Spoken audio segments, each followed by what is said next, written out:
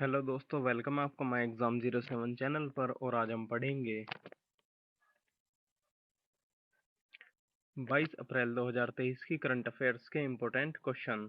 तो दोस्तों वीडियो को पूरा जरूर देखना, साथ ही साथ चैनल पर बने रहिएगा। अगर आप चैनल पर नए हैं तो चैनल को सब्सक्राइब कर लीजिए और इसकी PDF फाइल आपको डिस्क्रिप्शन में दिए गए लिंक से मिल जाएगी।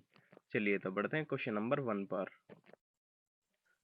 तो देखिए क्वेश्चन नंबर 1 है कि हाल ही में सिविल सेवा दिवस कब मनाया गया है, या इसी क्वेश्चन को मैं दूसरी तरीके से कह दूं कि भारत में प्रतिवर्ष राष्ट्रीय सिविल सेवा दिवस कब मनाया जाता है। तो इसका सही जवाब आपने तो देख ही लिया है, तो इसका सही जवाब है ऑप्शन नंबर बी, 21 अप्रैल।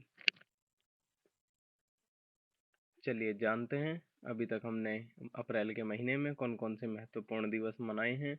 तो 1 अप्रैल ओडिशा राज्य और RBI का स्थापना दिवस, 2 अप्रैल अंतर्राष्ट्रीय बाल पुस्तक दिवस और विश्व ऑटिज्म जागरूकता दिवस, 3 अप्रैल हिंदी रंगमंच दिवस, 4 अप्रैल खाद्यान्न जागरूकता के लिए अंतर्राष्ट्रीय दिवस और अंतर्राष्ट्रीय बारूद एवं जागरूकता दिवस, 5 अप्रैल राष्ट्रीय समुद्री दिवस और अंतर्राष्ट्रीय विवेक दिवस, 6 अप्रैल विकास और शांति के लिए राष्ट्रीय खेल दिवस, 7 अप्रैल विश्व स्वास्थ्य दिवस, 8 अप्रैल विश्व बंजारा दिवस, 9 अप्रैल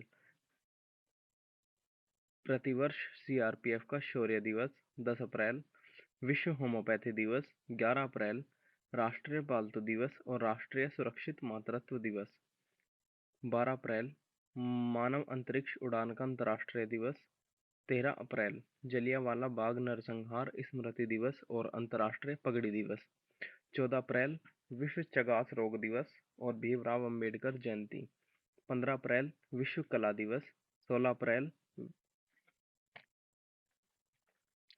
अप्रैल विश्व हाथी बचाओ दिवस और विश्व आवाज दिवस, 17 अप्रैल विश्व हीमोफीलिया दिवस और डॉक्टर सर्वपल्ली राधाकृष्ण की पुण्यतिथि, 18 अप्रैल विश्व विरासत दिवस और 19 अप्रैल विश्व यकृत दिवस और 21 अप्रैल अभी आपने देख ही लिया है कि राष्ट्रीय सिविल सेवा दिवस। 20 अप्रैल इतना खास नहीं है, लेकिन आप याद कर सकते हैं 20 अप्रैल को विश्व चीनी दिवस, चीनी भाषा दिवस। क्वेश्चन नंबर 3, हाल ही में किस राज्य ने प्रधानमंत्री फसल बीमा योजना के सर्वोत्तम कार्यान्वयन के लिए राष्ट्रीय पुरस्कार जीता है? ओडिशा, कर्नाटक, पंजाब या इनमें से कोई नहीं? तो इसका सही जवाब है ऑप्शन नंबर बी, कर्नाटक। चलिए बढ़ते हैं क्वेश्चन नंबर 3 पर। हाल ही में किस भारतीय कंपनी ने 5 लाख करोड़ का बाजार पूंजीकरण हासिल किया है? Solar Energy Corporation of India, Hero MotoCorp, Adani Power या ITC लिमिटेड? तो इसका सही जवाब है option number D, ITC Limited. Question number 4, हाल ही में HDFC बैंक ने किसे उप प्रबंध निदेशक के तौर पर नियुक्त किया है? विष्णु यशवर्धन, नीरज आनंद, केजाद भरूचा या अमन सक्सेना? तो इसका सही जवाब है option number C, Kaizad Bharucha. Question number 5, हाल ही में वीरता पुरस्कार पाने वाली पहली महिला एयरफोर्स अधिकारी कौन बनी है? नीरज आनंद, विंग कमांडर दीपिका मिश्रा, पीयूष गोयल या इनमें से कोई नहीं? तो इसका सही जवाब है option number B, wing commander Deepika Mishra. Question number 6, हाल ही में ब्रिटेन के उप प्रधानमंत्री कौन थे जिन्होंने हाल ही में अपने पद से इस्तीफा दे दिया है? Therese Coffey, Michael Heseltine, George Brown या डोमिनिक रॉब? तो इसका सही जवाब है option number D, Dominic Raab. Question number 7, हाल ही में किसे HDFC बैंक ने नए कार्यकारी निदेशक के रूप में नियुक्त किया गया है? अवनी चतुर्वेदी, विष्णु यशवर्धन, भावेश झावरी या इनमें से कोई नहीं? तो इसका सही जवाब है option number C, Bhavesh Jhaveri. Question number 8, तो हाल ही में दुनिया के सबसे बड़े और शक्तिशाली रॉकेट स्टारशिप की लॉन्चिंग फेल हो गई है। इसे किसने लॉन्च किया था? NASA, SpaceX, European Space Agency या इसरो? तो इसका सही जवाब है option number B, Elon Musk की कंपनी स्पेसएक्स। क्वेश्चन नंबर 9, तो देखिए क्वेश्चन नंबर 9 है, हाल ही में कौन लता दीनानाथ मंगेशकर पुरस्कार से सम्मानित होंगी? तुलसी कुमार, आशा भोसले या हेमलता? तो इसका सही जवाब है option number B, Asha Bhosle. तो चलिए इसका सही से थोड़ा सा हम इससे जुड़े हुए कुछ मुख्य बिंदु को जान लेते हैं डिटेल में। तो प्रख्यात गायिका और आशा भोसले को लता मंगेशकर की याद में मंगेशकर परिवार और ट्रस्ट द्वारा स्थापित लता दीनानाथ मंगेशकर पुरस्कार से सम्मानित किया जाएगा। पुरस्कार समारोह 24 अप्रैल को आयोजित किया जाएगा, जो उनके पिता की मृत्यु की वार्षिक उपलक्ष्य में है। लता मंगेशकर की छोटी बहन आशा भोसले पुरस्कार की प्राप्तकर्ता होंगी। Question number 10। हाल ही में भारतीय अंतरिक्ष अनुसंधान संगठन इसरो आज यानी कि 22 अप्रैल 2023 को किस देश की TELEOS-2 उपग्रह को लॉन्च करेगा? अर्जेंटीना, सिंगापुर, जापान या इनमें से कोई नहीं? तो इसका सही जवाब है option number B, Singapore. Question number 11।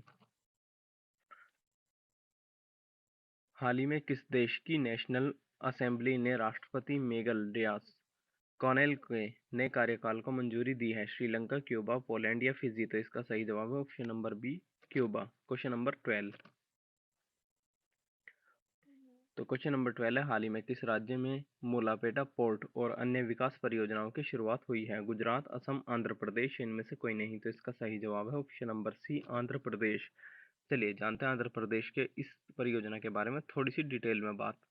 तो आंध्र प्रदेश के मुख्यमंत्री YS जगन मोहन रेड्डी ने श्री काकुलम जिले में मुलापेटा ग्रीनफील्ड पोर्ट के निर्माण की शुरुआत की है। इस पोर्ट की लागत करीब 4,362 करोड़ रुपए की अनुमानित है और इसे 2 साल में पूरा किया जाने की उम्मीद है। पोर्ट के अलावा मुख्यमंत्री ने बुडगत ला प्लेम में एक मछुआ बंदरगाह के लिए नींव रखी है। गोटा बैराज से हीरा मंडलम जलाशय तक फैले एक जीवन सिंचाई परियोजना के लिए नींव रखी है और महेंद्र तनिया नदी पर काम को जारी रखने की भी शुरुआत की है। Question number 13।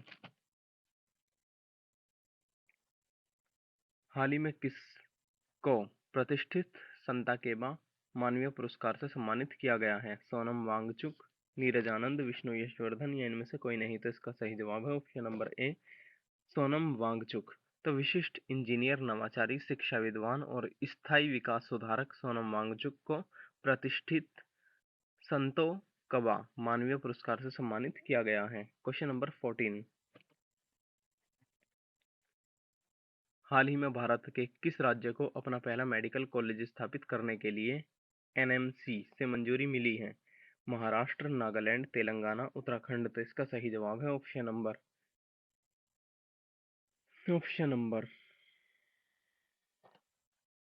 बी, नागालैंड। चलिए इसका आंसर मैं भूल गया था। चलिए तो बढ़ते हैं क्वेश्चन नंबर 15 पर। तो हाल ही में Asian infrastructure investment bank AIIB कहाँ पहला विदेशी कार्यालय खोलेगा? अमेरिका, संयुक्त अरब अमीरात, ईरान, चीन? तो इसका सही जवाब है ऑप्शन नंबर बी, संयुक्त अरब अमीरात की राजधानी अबू धाबी में।